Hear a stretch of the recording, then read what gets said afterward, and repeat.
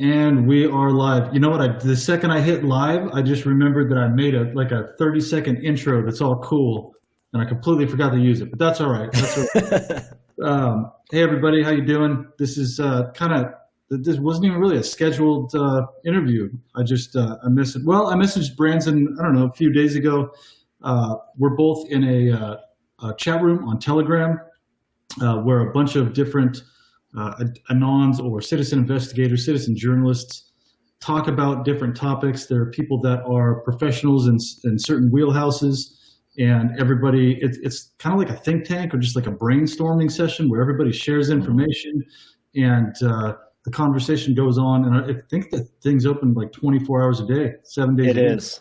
And yeah, that particular one, I don't know if I've ever seen less than 30 people in it. And sometimes I've seen as many as 160 in at one time. Yeah. So, but it's kind of addicting actually, because there's so much information and people go off on tangents and stuff, but everybody does that. But it's been pretty good. And I've learned a lot of new things and met a lot of people that have enlightened me to some new information that I think would be helpful for me and helpful for other people. So Branson was on here and was speaking about something called quantum grammar, knows about maritime law, constitutional law, and corporate law, and a bunch of other stuff. But that's what got my attention when he started speaking about quantum language or quantum grammar and the constitutional law as opposed to maritime law. And I just messaged him and said, "Hey man, I'm interested in this. Would you like to do an interview?" And I had the day off. Well, not from my own business, but from my other job that I got. I had the day off, and I said, "Hey, you want to do an interview?" So here we are. It's kind of off the cuff, and we don't have a script or anything. We're just gonna talk, and I'll ask Branson a few questions about some of this stuff, and we'll go from there. And Branson, I don't know if you can see the comments or questions on your end. Oh, I can. Yep. Now I can. Comments, so people can ask us questions and comments and stuff like make comments. And there will be some trolls. There is no Mike Barden YouTube channel without the trolls. So there's some great people here, but there's always some trolls also. Oh, yep. Hey, there goes the smoke detector. Right when we start our interview, the smoke detector is going off. So, all right, we'll just work through that. So, Branson, how did you learn about all of this stuff? Well, I would say my waking moment, or when I just started becoming aware that there was something wrong, was at some point in the 90s, probably around 96, 97. And as soon as 9/11 happened, it became a major focus for me, was in not only exposing what I saw as false narratives, but also seeking for truth and information that would empower myself and the people in general to do something about it. Because I wasn't satisfied with the idea of just letting criminals all over the world just run things the way they wanted to run them. So it became imperative to me at that point, and then really started taking off in 2006 is when I really I'm full-time on this now. You know, I mean, I've always had my own businesses and stuff like that, but I started putting a lot of effort into disseminating information. And by that time, I had learned enough to where I could speak quite knowledgeably about many different topics. And it actually just started by accident of, me going to workshops and seminars where people were teaching about different subjects like this. And, on breaks and things like that, when you kind of gather up with the other people attending, just talking about things. And it grew into doing a weekly call where we were, at that time it was TalkShoe. So you got to remember, this is back at the beginning of the, so we started doing TalkShoe calls, and then that grew into doing an actual in-person workshop, like a continuous, like week to week to week. because every time someone would come to me and like, oh, tell me this, and I would try to break down like, look, this is a really big subject. This isn't something I could give you in an hour. This isn't something I could give you in a day. In fact, there's so much information here that we could talk about this for months on end. So I decided to just start doing a class once a week. And then that grew into doing workshops all around the country and seminars and stuff like that. So it kind of just blew up from there. And all the while learning anything and everything I could about anything and everything, especially as it relates to our systems, economic systems, government systems, and things like that. So it really, I haven't limited myself on many topics. I've gone anywhere and everywhere I could. And one of the driving purposes and meanings for me, myself, and my life is elevating people, empowering people. And so one of the central tenets of everything I've been doing for years is restoring the republic, bringing the republic back to the foreground as opposed to lying dormant in the background. So that's been one of the driving motivations for me for years. That's awesome. So the people that watch my channel, that have been listening for a couple of years now, have been following my story. I've been documenting and reporting being targeted since November of 2017, and filming the standard operating procedures, explaining what I go through, the irritating and agitating types of things that happen that sound ridiculous to other people unless they've experienced it themselves. Like this smoke detector that's going off right now, it seems like just a perfectly normal thing that happens, but the timing is impeccable. Literally, the minute that I got on this interview with you, the smoke detector in my house started going off. And you know, who knows? But that's just one tiny little thing. So long story short, I ended up, when I realized this was going on, I recorded a police officer that was in a convenience store who was harassing me. I pulled out my phone and I did what the Air Force taught me to do, which is document and report different events. And part of that was interviewing people. I've interviewed generals, congressmen, senators, et cetera. And this police officer, I think, thought I was just some idiot or a crazy guy and wasn't ready for this professional type interview in the middle of a convenience store. And I questioned her, and she basically made herself look really bad. I asked her if she knew about targeted individuals. She said, yeah, we had one yesterday. I said, can you tell me about him? And she goes, no, he died. Ha, ha, ha, ha. Laughing about this. That's got to be disturbing. Yeah. Well, it's supposed to be. They harass and intimidate, gaslight you, and it's pretty messed up. It's pretty evil to what they do. But you know, if somebody's doing that to me, I'm going to put them in the light. And they didn't like that. 3 weeks later, I just happened to get arrested for aggravated assault with a firearm. When I had on video a guy pulling a gun out of his window, following me to my home, chasing me through the neighborhood, and they refused to look at the video. They refused to give me the exculpatory evidence from the whole incident, which were the body camera footage. They said, we don't use body camera footage, but they had footage of them going through my mailbox for some reason. So they proved beyond the shadow of a doubt that they do use body cameras. But the 12 or 13 officers that showed up to the event just happened to not have a body camera for a call for a firearm. But for the mailbox, they had it.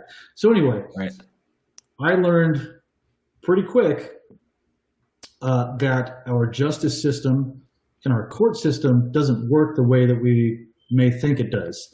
And you think they're always just going after the bad guys, that you're going to get justice, that you're going to be treated fairly, and that the law is there to work in your favor. And in some scenarios it is, but if you know the law correctly. Oh, and by the way, I need to make this disclaimer. We're not attorneys and we're not giving you legal advice. This is our own discussion and our opinions about the different types of law, constitutional, corporate, maritime law. This is just what we've studied, mostly what Branson studied and I'm about to learn about. And I just wanted to have a discussion about that. So the more, let's see, I spent 1 year and 8 months in court. Wow. Paid an attorney $30,000. he must have got paid more from somebody else. He completely turned on me, treated me like I was the guilty one, the defendant, I guess I would, or anyway, like I was a bad guy. Yeah, exactly. And so I fired him, ended up with a public defender, and I was going to try to just tell the public defender what to say, because they won't say a word for you in court. Right. And I did that. The public defender wouldn't say a word. I spoke up for myself. I was yelled at by the judge, told to shut up, that he speaks and I don't. And I was like, yeah, but I'm defending my freedom right now, and I'm not receiving justice or due process. And so long story short, I learned that the justice system isn't always about justice. Sometimes it's used as a weapon that I call lawfare, warfare with the law. And it has happened to a lot of people who are patriots or constitutionalists or just people that care about the truth and freedom in general. And, we've seen this happen over and over in history before. Communist East Germany had the Stasi, the secret police. They did the exact same thing. If there was somebody that didn't want to go along with the totalitarian communist dictatorship, they threw him in I don't think they had the gulag, but anyway, they threw him in prison. They slandered him. They blacklisted him. They did what's happening here in the United States right now. And if I would have known more about what Branson knows about, I think I would have been in a better position right now. So, so how are we not operating under constitutional law anymore? Is it because the United States became a corporation in 1871, or what? How did this all happen? I'm just going to give you the floor, and you can kind of let me know. Okay, so it's not that the original Constitution or the original Republic has gone away. I like to say it's been lying dormant, and it can be invoked at any time if you know how to invoke it. Yes, and I would say what you need to understand the entire system is you need to understand the nature of trusts and how trusts work. Because what we have is a complex system that is just trusts layered within trusts, layered within trusts. And when you start to understand how these trusts operate and how they interact and are interrelated, then you start to understand the inner workings of the system itself. So, for instance, what's that? Is that trust, TRUSS? No, TRUST. Trust. TRUST. Sorry, I'm taking notes. Yeah. Okay. So when you understand the layers of trust that are in place, then you start to understand the system that's at work. So, and again, one of my motivations here is to the restoration of the Republic.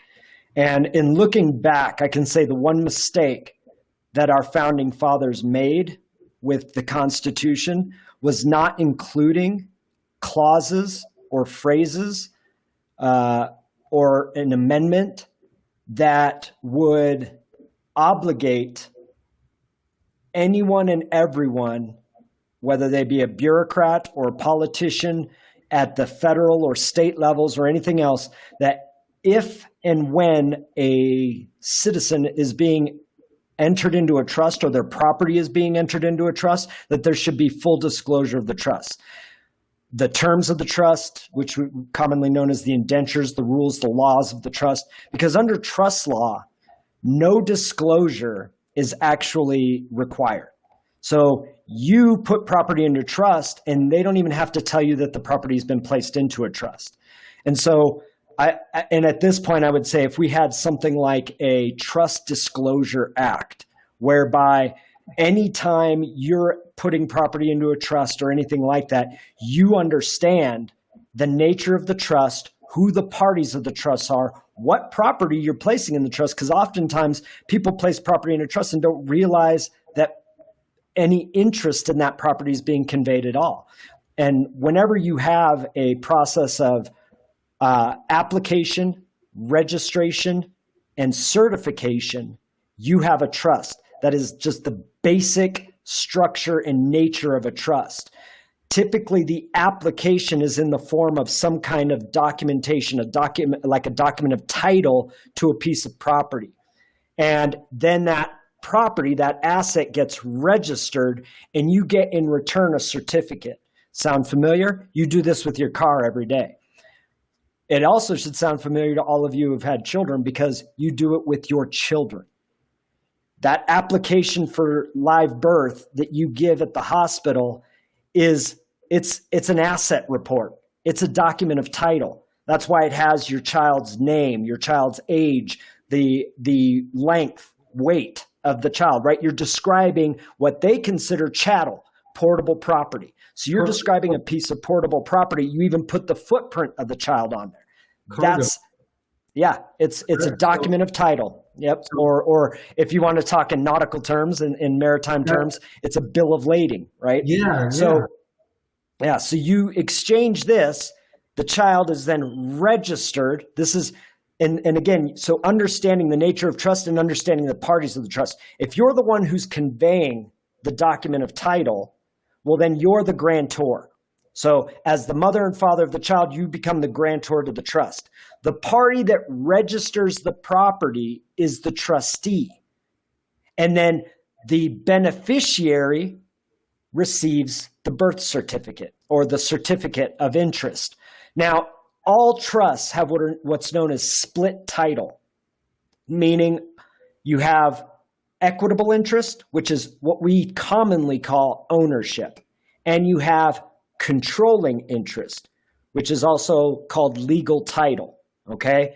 The trustee has controlling interest or legal title, which allows the trustee, which gives the trustee authority to control the property, okay?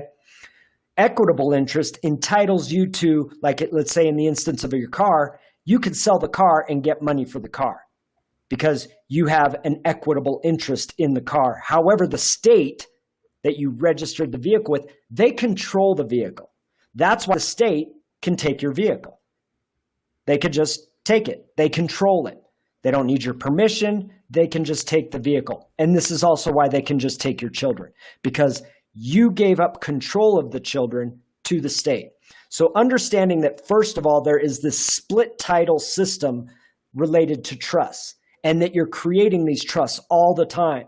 Anytime you have application registration. Yeah, without knowing it. And that's why I'm saying if there was some kind of a trust disclosure, like when you're filling out an application to put your child into a trust, there should be full disclosure like, okay, just so you know, you're putting your kid into trust. We now control your kid. Your kid's going to get certain benefits and privileges because of this trust, but you have the right to not put them in the trust. So this is what I mean by a trust disclosure, because the corporate United States would have never been able to be created had there been some kind of a clause within the Constitution that would have required the disclosure of the trusts that were being created at that time. So the assets of the United States at the end of the Civil War, the Republic of the United States, are placed into a trust, okay? And the states have all agreed to be sureties to the Constitution. Okay, so that's the nature of the constitutional document itself. The original Constitution was all the states signing on as sureties for the federal government. Okay, so really at that point, the state's assets become surety for any obligation created by the federal government. And so what they did was they basically placed the assets of the Republic into a trust, which now creates this new entity. Okay, and this new entity is, we'll call it the United States Corporation. But it's a trust, and it's probably most likely registered as a private unlimited company out of City of London, just by the nature of how these entities are structured and registered typically. Did you have a question? Yeah. Talking about the corporation in the United States, actually my girlfriend found something and she said, here, check this out. And it's on inforupsi.com or .org, I believe. I'll share in the comments later. But it actually shows that the corporation of the United States filed for bankruptcy a while ago, over a year ago, I believe. Mm-hmm. And that case just closed on January 25th, court in Florida. And they closed the bankruptcy case for the corporation of the United States yeah, like I said, on January 25th, and it showed the debtors, the people that are holding our debt, and they were from China and from Saudi Arabia and a bunch of different places. So You mean the creditors? the creditors, yeah, thank you, Yeah. thank you, the creditors. I should not even be talking about this subject. I'm good with a lot of other things, but this, it's something I wanted to learn about, and you clearly know about it, so that's perfect. I mean, that'll stick in my head now forever. The creditors. So, Right. but what does that mean to us if the corporation in the United States filed bankruptcy and that actually closed? Does that corporation no longer exist? Well, first of all, let's say this: it's a corporation. So again, I haven't seen the information specifically you're talking about, but I've heard people talking about it recently. And from what I gather, they're saying, or what I've heard people say, is that it's a trust registered under the state of Delaware. That does not mean that it was created under the authority of the state of Delaware. But it also doesn't mean that it's the originating trust, because for one, the way they've been structuring countries for, over 100 years now, is they register first, like what we'll say is the foundational entity, okay, is a private unlimited company, which does not have bankruptcy rights, meaning it does not have any protections from liability for debts. Okay. Now what you're seeing, or what it sounds like to me, is it could possibly be another entity, because these entities layer themselves within other entities. So this could be a corporation. I keep hearing it called a corporation, but the other day I heard someone mention that it was a trust that was just registered in the state of Delaware. And now, if it's a foreign entity, then it wouldn't be filing for bankruptcy in the United States. In the particular one that you're talking about, in what court do you remember that was the bankruptcy filed in? Here, I was trying to put the link in the chat here, but it's not coming up on my YouTube. So I'll just pull I'll pull it up here. Okay, so it's on inforupsy.com. Okay. Florida Northern Bankruptcy Court. Yeah. Okay. So I've seen that one. Okay. So here's my take on that particular case. The United States Corporation Company is a corporate services company. That's what it appears to be to me. Because for one, if the country itself were filing in bankruptcy, it couldn't file in a federal court. The courts are part of the corporation. It couldn't file for bankruptcy within a court that is really part of a sub-corporation. So it would be an improper venue. If you're talking about because the corporation, what we were referring to before, the United States Corporation, it's a foreign entity. It is not created under the laws of any state. That's a Florida corporation there. That's why it's in a Florida district court filing for bankruptcy. Okay. And just by the name, to me, what it sounds like is a corporate services company. If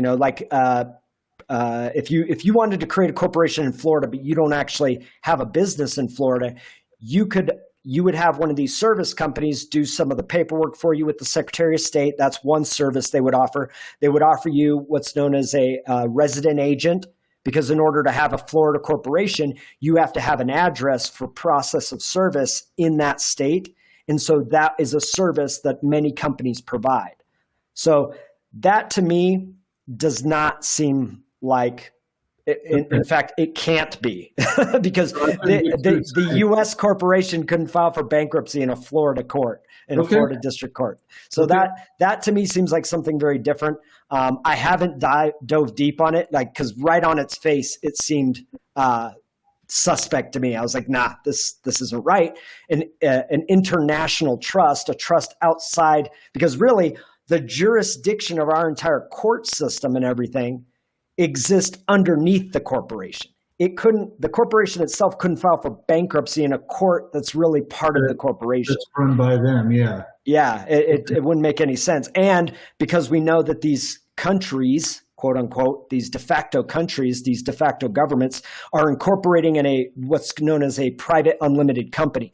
So when they do get themselves into a position of being beholden to a creditor, and the creditor is calling the debt due, what happens is a liquidation of assets for the purpose, because you don't have those protections with a private unlimited company. You don't have the protection to just declare bankruptcy and, settle the accounts. That's not how it works with an unlimited company. That's what unlimited means. It means unlimited liability, meaning the structure itself can be liquidated, but then it could just be placed into a new trust. So it's like you liquidate the assets, you place it in a new trust, and we wouldn't be any of the wiser. Like, yeah, there's a new trust in place, but we didn't know what the original trust was. Is that how these corporations get away with anything they want?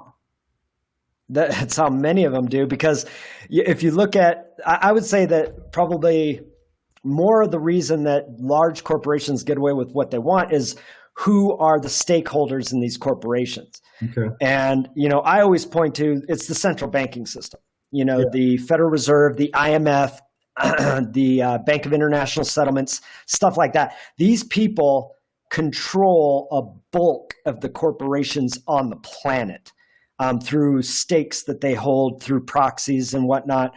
And so when you print the money, you can grease anyone's palms, right? You could get any bureaucrat to do what you want. You can get any politician to do what you want. So really, you're not beholden to the law. You're above the law because you print the money. And when you print the money, you determine who these laws are actually applied against and who's immune, right? And there's nothing inherently in our law that would make these large corporations immune. It's the fact that those who hold a stake in these corporations have that level of control where they control hundreds, if not thousands of bureaucrats, all the politicians, or 90% of the politicians, so they can make happen whatever they want to happen. And we are under the illusion that our voice and our will affects what is determined out of our politicians and bureaucrats and things like that. And it's just a farce. It's a system run and controlled by the central banking system. And I deliberately didn't use the word own there because of remember we talked about it's a trust and there's split title. Okay. Right? So ownership is not what you think it is. People think ownership means I control it. No, not in a trust. We don't own anything. We don't. If you don't pay your property taxes, they take your property. If you don't pay you name it, anything, right. We don't own anything. And we're under you could own a house, you could own a bunch of cars, you could own different businesses and stuff like that. But if you don't pay up, right. Well, let me correct the language there because we want to be precise in our language. You do own it, which means you have a beneficial interest in it. You don't control it. Okay. You do not have what would be called a allodial title, which is a whole and complete title, which entitles you to not only beneficial interest, but also control. We don't have that in this country anymore. That used to be what you got with a land claim. Like when you would stake your claim on land, you got what was called a land patent, which gave you a allodial title to the land. Okay, that's different. That's not split. The title is not split. You own and control the land. But since the last bankruptcy, if you go back to 1929, what they did was they got everyone out of any land claims and convinced them to take beneficial interest in parcels. Okay, so they basically did a switcheroo where they put everyone's land into a trust and gave you beneficial interest to the trust. And that's all that's being traded in the real estate market is beneficial interest to a parcel, not the land. You have no claim to the land. You gave it up. You put it into a trust, and they didn't disclose to you that you put it into a trust. And you don't realize because that's the way things have been since the day we were born, and that's what we learn. And you have no idea until you start to either one, you get screwed over, or they take it from you, or if you meet somebody like you, it's like you have to learn the hard way, and then you start talking about it. A lot of people if you try to explain something like this to them, they'll be like, oh, come on, you own your stuff. Don't be such a conspiracy theorist or whatever. And, it's like they just Well, have all you have to ask them is, well, can somebody else take it? If somebody else can take it, I don't have control of my property. The fact is, if people can come in and take your kids and your cars and your house, you have no control over any of that. That's the reality. So what's happening there? I mean, like I said, it's self-evident that there's a trust here because of the nature of control and power over property. Like, it's self-evident everywhere that if you don't have absolute control over the property, well, then you don't have an allodial title. You do not have a controlling interest in the property. You have an equitable interest in the property, meaning you can buy it, you can sell it, you can trade it, you can exchange it, you can leverage it, right? If you want to, get a loan and leverage your asset against that loan. But then again, the bank is going to be in the same position when they take the property away from you. They don't have control of it either. As the creditor, they've just taken over your equitable interest in the property. So if you have an allodial title, basically that means it's 100% yours. Yeah. Okay. Yeah. Control. You have control and equitable interest or ownership. Okay. All right, man, this interview is amazing, and it's already worth what I've learned doing this with you. I really appreciate you being here, man. Thank you. Thank you. Helpful information to people that need to know this stuff. So as far as the court system, right? I've watched videos of like some of the I think Moors or Moorish guys that'll go into the court and they'll tell not just them, but there's different people like yourself probably that been able to walk into a court and tell the judge that he has no jurisdiction over them. They're a sovereign person. I'm probably using the wrong words, whatever, but basically the judge will have to vacate his bench and walk away if you use the right terminology and the right language, saying you have no control over me, basically. Right. That's a judge's first job, is to establish jurisdiction, in personam jurisdiction and subject matter jurisdiction. And typically they use little underhanded ways and methods to get it. And it's funny because back in the day, I worked with many of the Moors and I had many of them as students in some of the workshops and seminars I gave. So I'm familiar with some of their tactics and some of their approaches to some of these things. But yeah, there must be, the in personam jurisdiction must be established in the courtroom. So typically they'll do something like that seems rather innocuous, like, is this your ID, right? Or, Mr. So-and-so, what's your birth date? What's your date of birth, right? And so you were talking about maritime earlier, and the date of birth is basically you confessing to entering their jurisdiction. Right. Yeah. Because that's maritime law, right? A ship comes to birth. When the ship is birthed, it is now under the jurisdiction of where it's birthed, right? Yep. Whereas when it's out at open sea, the captain is the law of the land, right? Or the commander of the words there. He is the judge, jury, and executor, right? So, or executioner. So he has full say over anything and everything that happens on his vessel. If he says you're going overboard, you're going overboard. If he says we're dumping this cargo, we're dumping this cargo. There is no questioning the captain at sea. But when he comes to birth, he is now under the jurisdiction of where the ship is birthed at. So confessing even to a date of birth is confessing to being under jurisdiction. They say, is this your ID? That's creating a joinder because it's the state's ID, right? It says state of California at the top. so whose ID is it? Yeah, it's the state's ID. Can't they take it? Can't they take it at any time? Yeah. Okay. Yeah. So whose ID is it? But they get you to confess to it, which now you're in a joinder. You've now been connected with the state, so you've confessed to being under their jurisdiction. So there's a little tricks like this, and a lot of the Moors have figured out, like, well, I'm not confessing that that's my ID. I'm not confessing to a date of birth. And so what they're doing is they're playing the game that the judge is playing anyways, but they're aware. They're conscious of his tricks to obtain subject matter and in personam jurisdiction. So they just avoid those little pitfalls. And if they do it well, and we don't have a criminal judge on our hands, well, then the judge will walk away, or he may actually walk out, call a recess, change the flags, and convene court under the Republic, because he's like, well, I can only deal with real people here.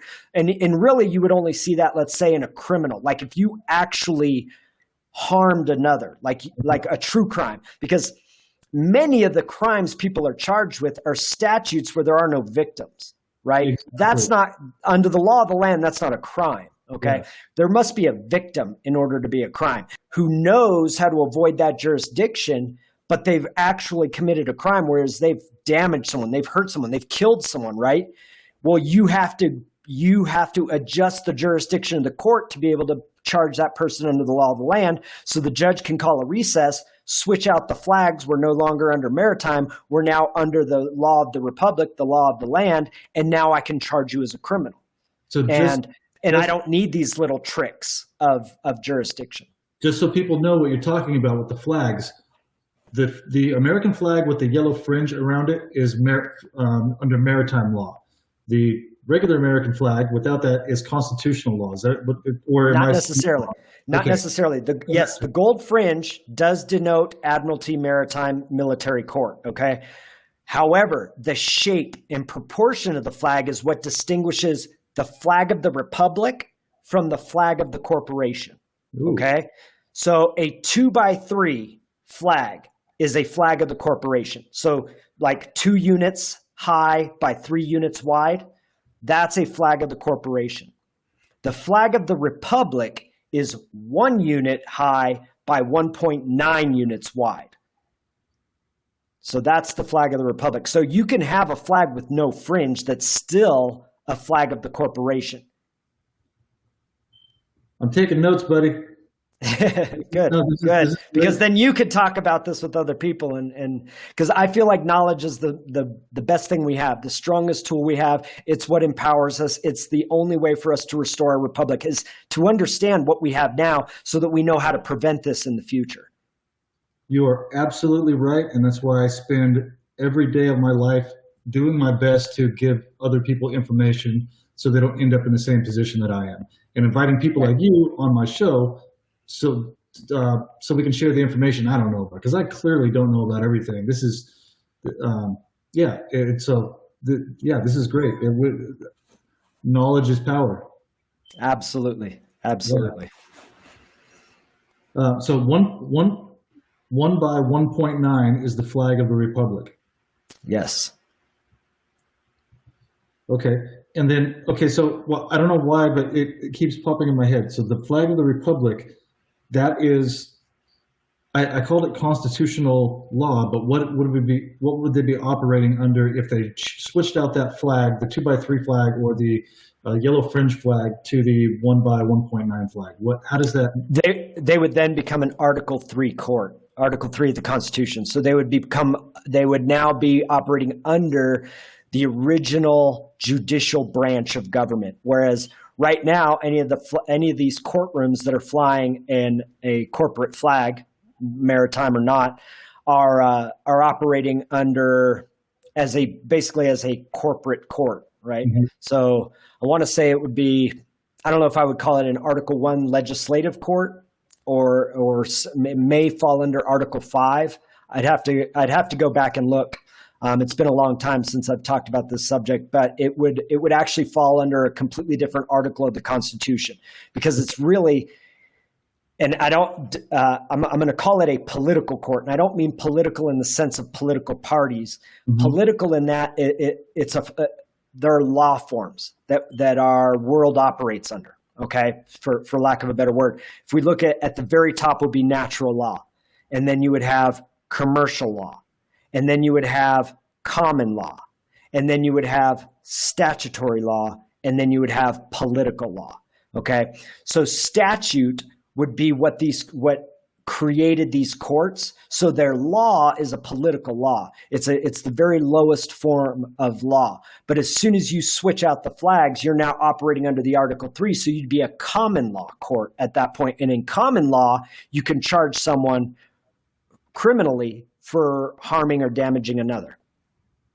Whereas in the political law or the statutory law jurisdiction, all you're doing is everything in those courts is commercial, in the sense that that's why we call them charges, right? Where you're always getting charged, and there is a penal sum that goes with every charge. Okay, so it's a financial transaction, make no bones about it. It is purely financial. If you've damaged someone, doesn't matter to them. There's a penal sum attached to it, and it's really, in the end, the victim isn't going to get anything out of it, most likely. It's really, the penal sum is going to be what you get put into the work camp for, right? They're going to put you in the warehouse under commercial law, and they're going to extract that penal sum from you by holding you in the warehouse for however long they hold you in their warehouse/prison. Yeah. Which now a lot of people, more and more people are realizing that we have private prisons, which are also corporations, and they have a board of directors sitting around in a circle trying to figure out how they can fill up more cells, because they get federal funding of like $40,000 to $100,000 a year, some crazy thing per inmate. So they're trying to build their business, build their corporation by filling people in these courts. And that's where the targeting program that I've been talking about for a long time comes into play, because that's part of it. They're pushing people into these courts. Right. And a lot of people that don't know their constitutional rights, like Brandon's speaking about right now, and you're just like, I don't even know what to do. This attorney's on their side. I'm going to prison for X amount of years because I'm ignorant to how everything works. And they know that, and they're using it to grow their corporation. And that's what's turned our country into a police state, a slave. Well, we've been there for a long time. A slave state, a prison state, and it's, man, there's so much information to learn to be able to protect yourself that it hurts my brain a little bit. And I can fit a lot in there, and they make it tough intentionally. It's by design. So I guess this is what we have to do to learn to protect ourselves. Yeah, I mean, in the end, it's a money-making system. I mean, when you realize that there's actually corporations that actually bond this, so how does the law come about? It starts off as a bill, right? So the bill is issued, and when the statute, let's say they want to create a new crime like talking on your cell phone or texting on your cell phone while you're driving, right? Well, what you don't realize is that some corporation comes along and they do an assessment of like, well, how much money will we get out of this new statute, this new regulation, right? And they bond it, okay? So whoever's issuing it, let's say it's a statewide law, right? Or statute is the proper word for it. So this is a state level statute, and Walmart decides, yep, we'll underwrite that. Meaning we're going to put up a bond for $500,000 or whatever to get y'all to enforce it, but we expect a return on our investment. Meaning you better write more than 500,000 or million, however much they put up in the bond, in tickets for this in order for us to make money and for us to invest in your future statutes. So it's a money-making system all the way around. And then police, who are supposed to be constitutional peace officers, become state enforcement agents with quotas. And people say, no, cops don't have quotas. They wouldn't do that. Okay, well, what you just explained proves beyond the shadow of a doubt that they have to have quotas in order to pay back that bond. Because it's like it's part of their funding now, right? They got, let's say, $1 million. Now, in reality, they must generate more than $1 million in order for the person who put up the money, the bond, in order to back this statute. They need to make a return on. Nobody invests money to lose money, right? So if you're not gonna make me at least $1 million off this bond, then it's not worth it for me to invest in it. And then you start to lose the interest of people bonding these statutes. So now you can't create that funding later on because you failed to hit the mark on a particular law or regulation statute. So those people that are coming up with arbitrary statutes, laws for profit are creating weaponized systems against United States citizens. They're the criminals. It's organized crime. It's literally conspiracy to profit off of enslaving United States citizens. Here's the thing. I would agree with you.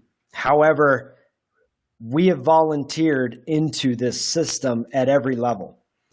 Now we're unaware, and I do believe at some level that at the very least it's unethical, that we are not educated and told how this system works and that there are options.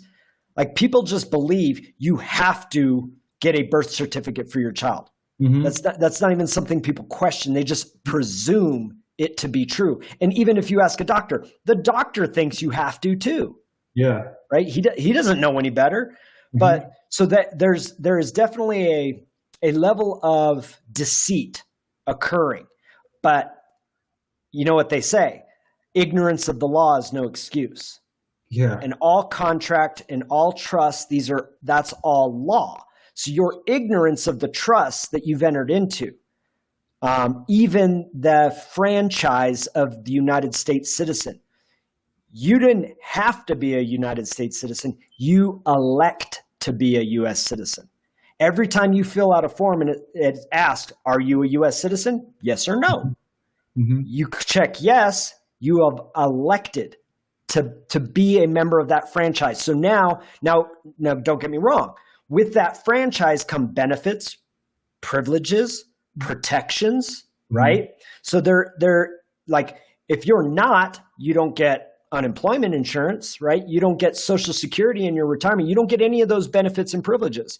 So many people, if they had knowledge and the choice, may still choose it, but many people wouldn't. So there, that level of deceit that, like, we've covered it up, and because we don't have to disclose the nature of a trust, and that's just a maxim of law. That's trust law that goes all the way back to the inception of our commercial systems 10,000 years ago. So you don't have to disclose the terms of a trust to the beneficiaries or anyone else. The only parties that need to know are the trustees because they're enforcing the trust. Okay. So at some level, none of this is really illegal. They've just tricked us into joining this thing that we didn't know we had a choice in joining or not, right? Just like you don't have to register your car, but you don't get the benefits and privileges of a registered car, right? Like, if your car gets stolen, well, if it's not registered, well, then tough luck. Because we can't tie the VIN number to you if it's not registered. So there's a benefit and privilege there. And so there's always a benefit and privilege when they entice you into these trusts, right? And if people had the awareness, like, oh, it's voluntary, and oh, there are benefits, but I'm also giving up something here. Right? Because the franchise of the U.S. citizen is bound by all these statutes. Remember all those cell phone statutes and everything else? You're bound by those because you elect to be bound by those by choosing to be a part of that franchise. So because you voluntarily choose to be a member of that franchise, you also voluntarily choose to be bound by all those statutes. So how do I even say this? This is so damn complicated. How do we stay an American citizen with protections and constitutional rights without setting ourselves up for failure or giving away rights? Is Well, there any? yeah, Go ahead. first, be aware you have unalienable rights. Your rights do not come from the Constitution. The Constitution, the Bill of Rights, was basically the government will protect these rights. But those rights were already yours. That's how the framers saw it. That's how the founding fathers saw it. Like, in fact, there was a debate on whether or not they should even include the Bill of Rights, because there is no way the federal government would ever have the right to take away these inalienable rights or unalienable rights. So the unalienable right to freedom of expression, the inalienable right to bear arms, right? The unalienable right to be secure in your person and property, right? These are all what they saw as unalienable rights. You had these when you were born, okay? So they merely put forth, we pledge to protect these rights. That's their come from on it, right?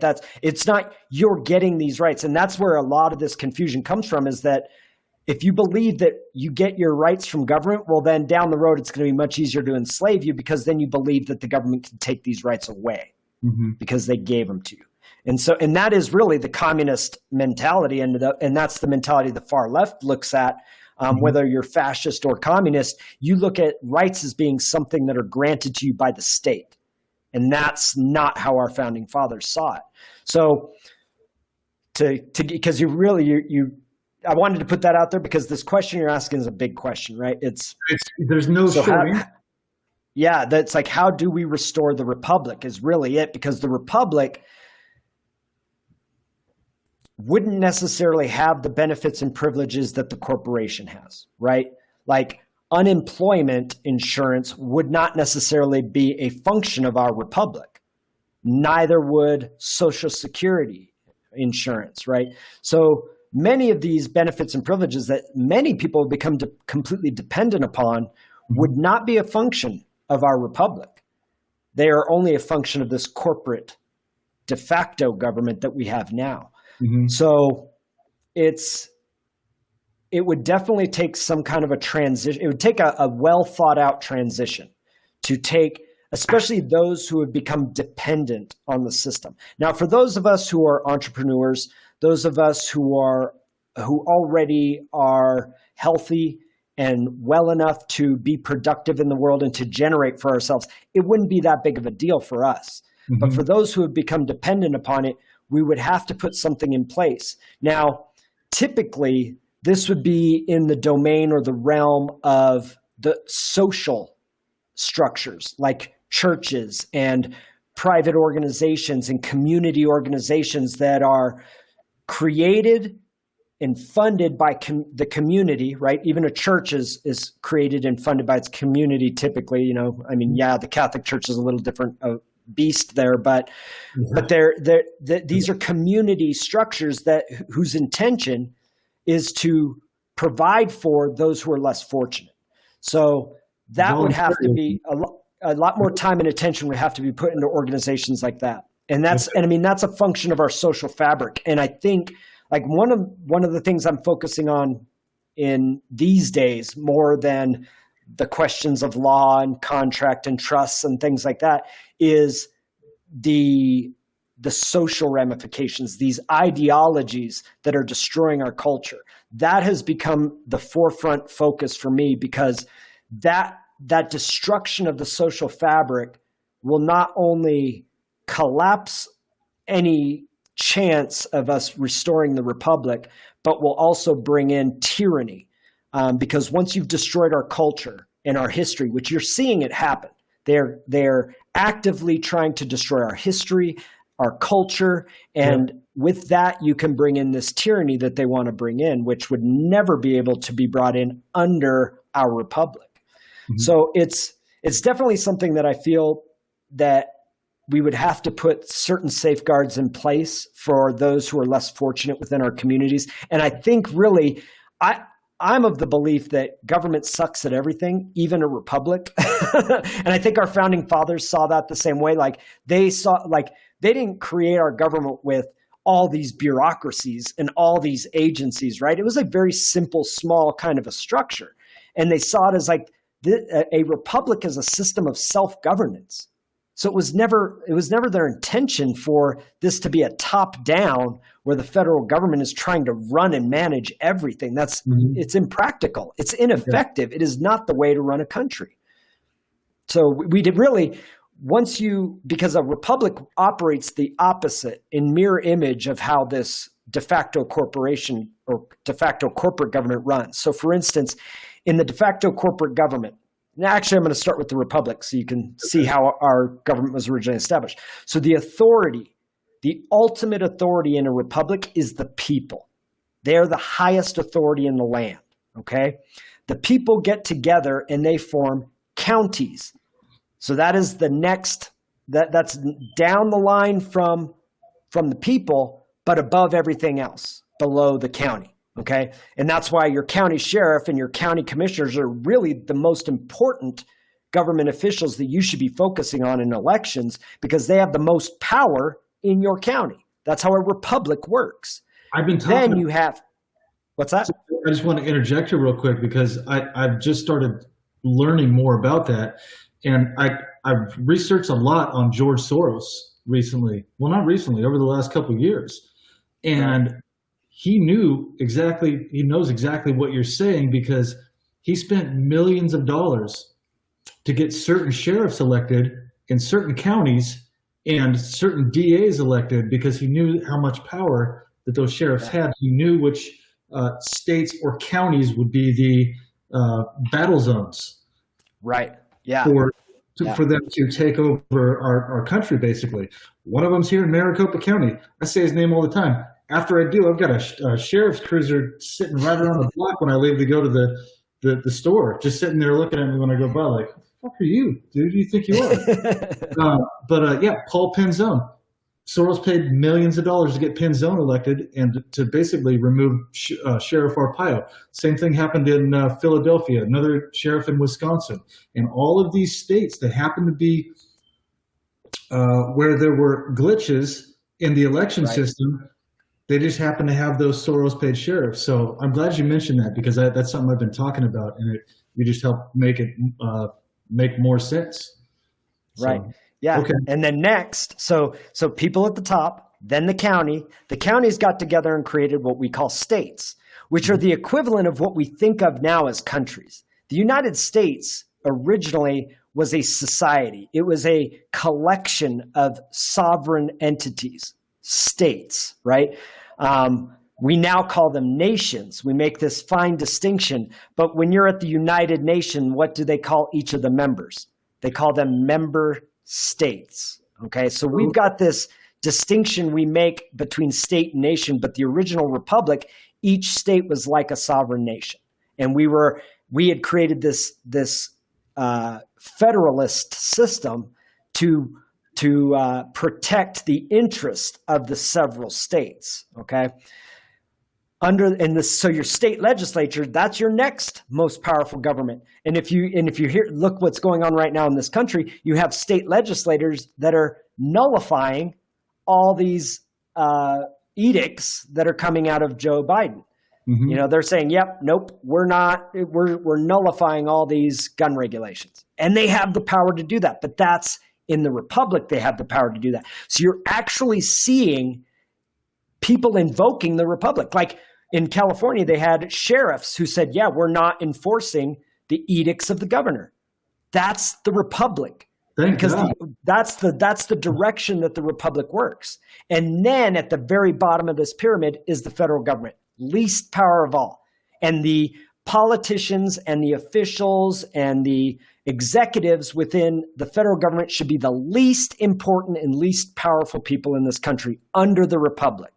Now, in the corporation, right? So again, remember this trust was created in 1871, okay? Mm-hmm. And it created political subdivisions, okay? These political subdivisions are like their own corporations. You know, they call them things like the state of California and the state of Oregon and mm-hmm. the state of Arizona, right? So these are like sub-corporations of that corporation. They're different and distinct from the republics that were originally there because there's the California Republic, which was originally a constitutional republic that was part of the society of the United States. Okay, but now they created these subcorporations under that entity of 1871. Then those entities created their own sub-entities, like the County of Los Angeles, the County of San Diego, right? And so, or the County of Maricopa, right? These are subcorporations of the state of Arizona, okay? And then those created even further subcorporations known as the City of Los Angeles, the City of Santa Ana, or whatever. They've basically completely reversed the structure. And then, sneaky little people that they created this 14th Amendment, which created the U.S. citizen, a franchise, which is under this corporate umbrella. Okay. So they took, and what used to be people at the top, then counties, then states, then the federal government, and they reversed it. You'd have a complete mirror image where it's federal corporation at the top, state corporations below that, then the county corporations, then the city corporations, and down here at the bottom we have what we call a U.S. citizen. Think mirror. I've heard over the last few years. Think mirror. And yeah, okay, all right. It's a complete mirror image. It's inverted. They've completely inverted the republic, and that's what the corporate government is. It's a complete inversion. And so, with all these state legislators getting together and voting to nullify things coming out of the federal government, they're invoking the republic, because the subcorporations don't have that power to void what comes down from above. But the republic does, because in the republic, the ultimate power comes from the people, then the counties, then the states. So you're starting to see this invoking of the republic happening. And that's, at some level, people are waking up. And I think right now, with what's happened over the last 5 years, like I told you, my journey started about 20 years ago, really, with 9/11. But back then it was like, what, a couple thousand patriots in the country, and now we're at this stage where there's tens of millions of people who are waking up, don't really know what's going on, but they know what they're being told is bullshit. And they know something. There's something, not sure exactly what it is, but they know that there's a disturbance in the force. And and that's the Great Awakening. I mean, it's not cliche to say that. It's a cute thing, but they've come out with a lot of good things, in my opinion. But this literally is the Great Awakening. We're in a paradigm shift, and I know beyond a shadow of a doubt that the craziest year that any of us have experienced in our life of 2020, all of this stuff that's happening is because of that Great Awakening. Right. Everybody's learning. Everybody's growing. Everybody's I hate to use the word progressing, but we're gaining knowledge, and we're gaining power, and they want to throw every wrench in the motor, every roadblock, speed bump, distraction that they can to impede that progress. So it's not going to work. And that's why I think you're seeing such a high level of desperation. They see the writing is on the wall, that the end is near for that corporation and its power. And so I feel at this point, getting people to wake up to the reality of the power structure of the republic. Start at the county, go to your state legislators. Like you see all this craziness coming out of Biden, pressure your state legislators, nullify it. Like show that they are powerless, because we all have that power. And if your state legislators won't do it, replace them, and that's, I mean, it just comes down to that. You don't like the voting systems. You don't want to use the machines. You have the power to change that.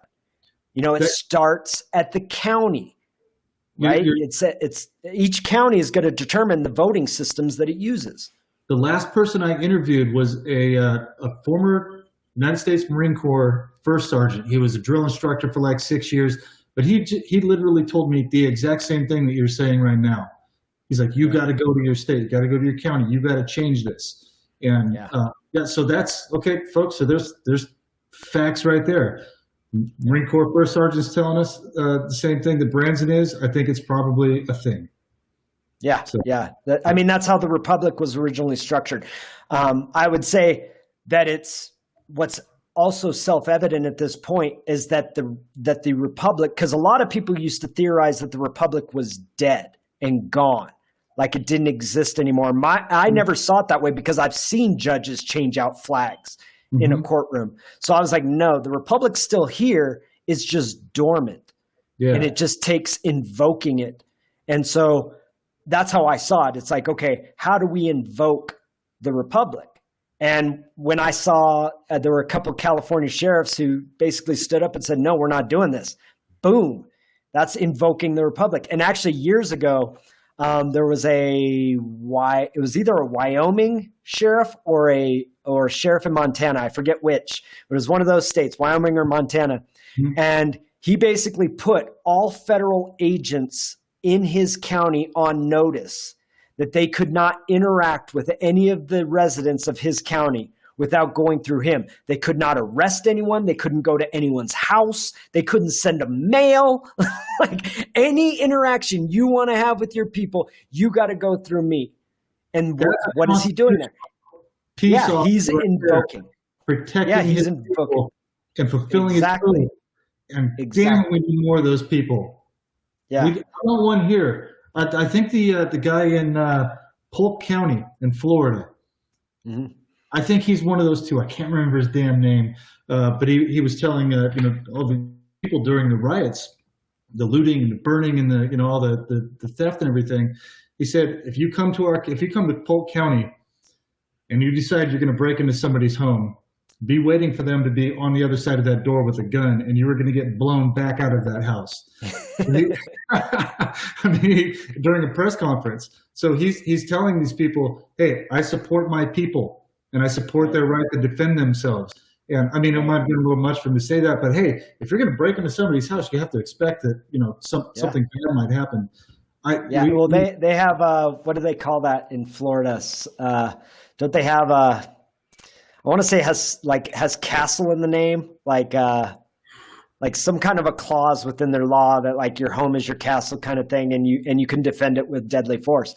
I may be off on that. That's not something I've actually looked into, but I've heard something like that. Stand your ground law, something like that. Yeah, I've heard something similar. You'd know more than I would, but yeah, which is how it should be. If you're being attacked, somebody's breaking into your home, you shouldn't have to be like, well, come on in. I guess we'll deal with this in court later.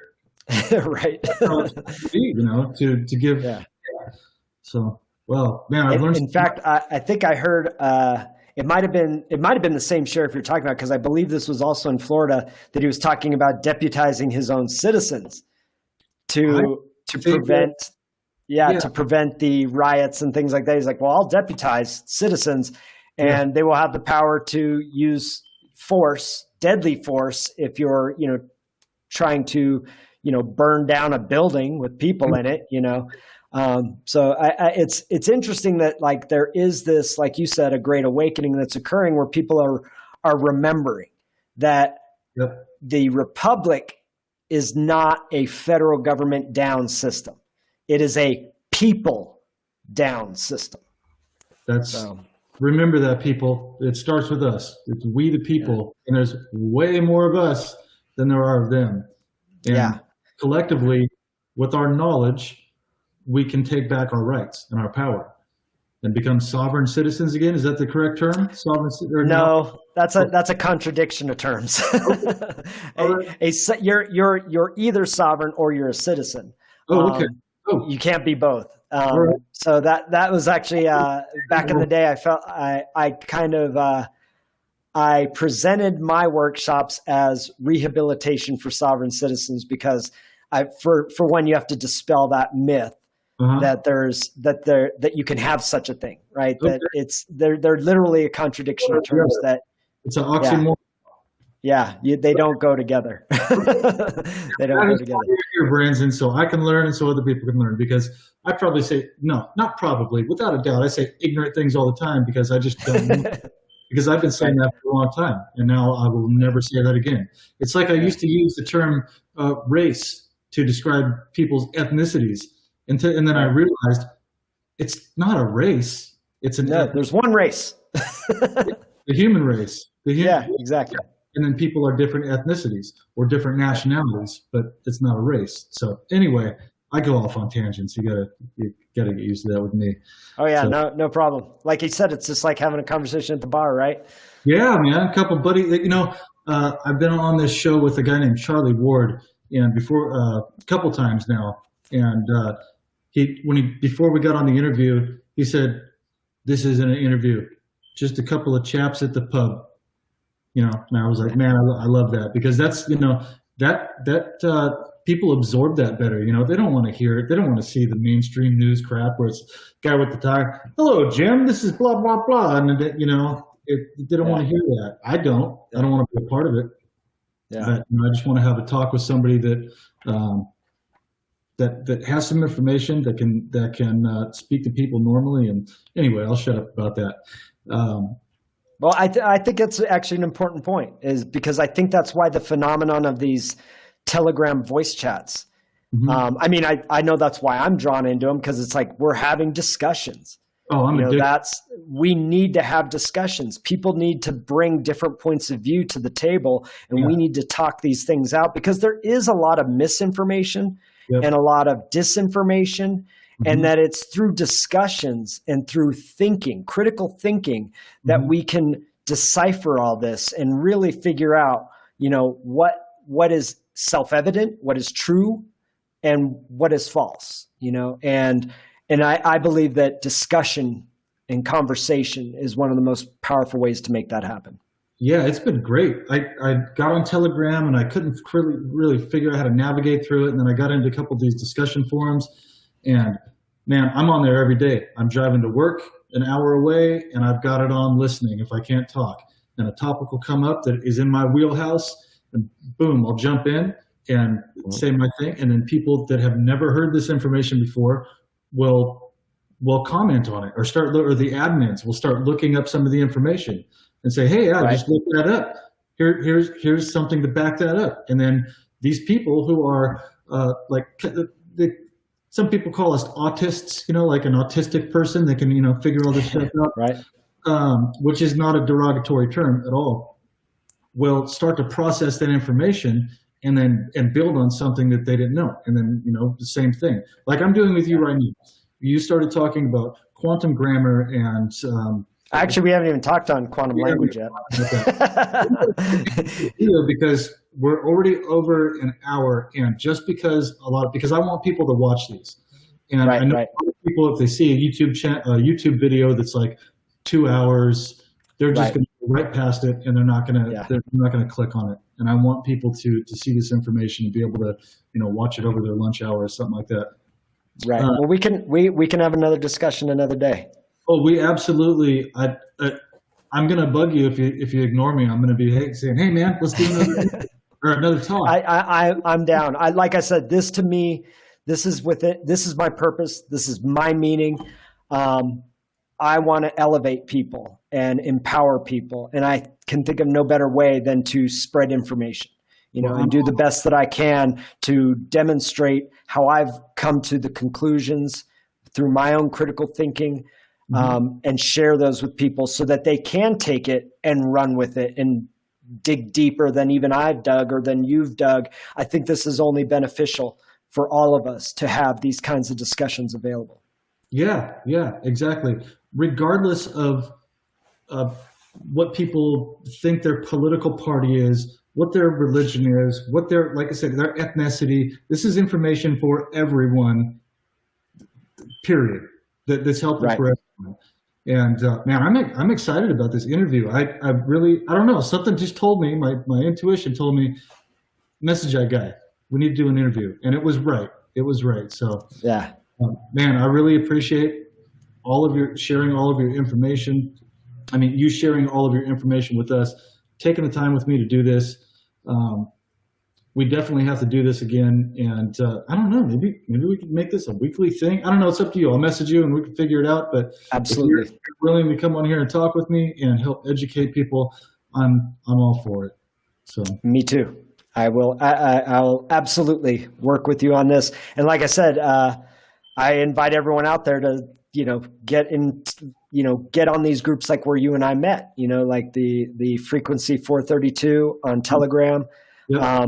Those are great groups. They're places where you can meet people who know a lot of things, and it's good to be able to share information. I'd say one of the things we need to be careful of is getting stuck in our own ideologies, because I recognize it as extremely dangerous on the left, but I notice people on the right doing it as well, where you get caught up in an ideology as opposed to critically thinking about something and being open to being wrong, being open to possibilities beyond what you've thought of. So really getting more people into these conversations is essential, because those other perspectives can open people's minds to thinking about it in a different way. And it's critical at this moment. Yeah, absolutely. Absolutely. Something you keep repeating, which you should be, is critical thinking. Critical thinking skills are not taught in schools. And I call them indoctrination centers. You're made to sit in a row and absorb information that you're given, store it all in your brain, put it on the test, pass the test, brain dump it, or basically just repeat what they're telling you without thinking critically, without thinking for yourself. Right. And I actually had an experience one time I started going to college, and I've got a couple of years of college, but never got any degrees. I just something was wrong about it for me. But I was in this class, and the professor was explaining something, and what he was explaining, there were different caveats to what he was explaining, and I asked him some analytical questions, and he literally said, "Are you going to sit there all day and ask me analytical questions, or are you going to let me teach this damn class?" And I went, "Actually, I'm going to leave. Have a great day." I walked out, and that was the end of that class. And I hope I taught a couple of those younger students. This was after I'd been in the Air Force for a while. And I hope a couple of the students saw that, and it planted a seed to get them to think, hey, you don't have to put up with people pushing you around. You can get up and go if you want, Yeah. You don't have to sit there and be pushed through that. So anyway, hey, I want to help people get to your website. It's right here on the page. I've never been to your website, and I usually don't help somebody promote something unless I've gone and checked it out and vetted it for myself, but just or talk together. I can't imagine anything bad about it. But in fact, like I said, these days I'm more focused on, again, I call it phenomenosophy, because I'm focused on the philosophy of approaching the problems of our culture from a philosophical standpoint, because that's that in that process we're going to think through solutions. So I approach really the cultural issues more than anything else. I spent many years teaching what we talked about today, and I'm kind of going in another direction. But we actually, on our Telegram channel, we will start doing. I had a group approach me about doing trust calls and things like that. Now because they approached me as a group, they may want to do that privately, but maybe this will be that venue, where we can just, speak into these particular subjects, because I realize I've been out of the game for many years and haven't been teaching this, and I see that there's a lot being taught that's related to what we talked about today, but a lot of it's off. I've seen people talking about, the corporation and this is how the courts work. And it's a lot of, and I don't believe it. I don't think it's disinformation. I think they're just misinformed. So I would categorize it as misinformation, that they've accumulated some information and some data somewhere, and they've either interpreted it in such a way that when they try to convey it, it doesn't come out correctly. Or the source of their information was skewed or flawed, or even intentionally disinformation that they didn't realize. So it does seem that these topics are especially relevant now, more than they were when I was teaching it 15 years ago. They're really relevant now. So I do feel like these topics do need to be covered again and in detail so that people can understand. Yeah, absolutely. So is there anywhere else that we can find you on social media, or where you want people to find you on social? Pretty much on everything. Phenomenosophy you can find on every platform: Gab, Telegram, MeWe, Locals.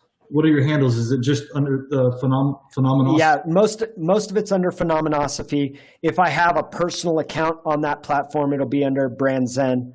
Okay. So yeah, so it's you could, if you, I mean, really, if you go to Google, type in Phenomenosophy, you're going to find 25 entries, and they're all me. So there we go, folks. That's how you can find Branson and more information about what he's talking about. And we're going to do this again for sure, as long as you're willing to come back on the show. And it sounds like you are. So absolutely. Awesome, yeah, man. absolutely. Okay. Well, I'm super excited that I met you on that Telegram chat, and that you're here helping us with new information, helping me. I'm going to have some other questions for you. I know you're not my attorney, but I've definitely got some personal questions, that might help me in the long run here, because I'm still in a kind of a sticky situation. We talked about that before the interview. So, but that's a whole nother talk show. So, all right, everybody in the chat, I was checking the messages and the comments and everything here, and it doesn't look like we missed too much. So thank you guys all for being here and being a part of this, and look for us to do this interview again. Have a great night. Thank you, man. You too. All right.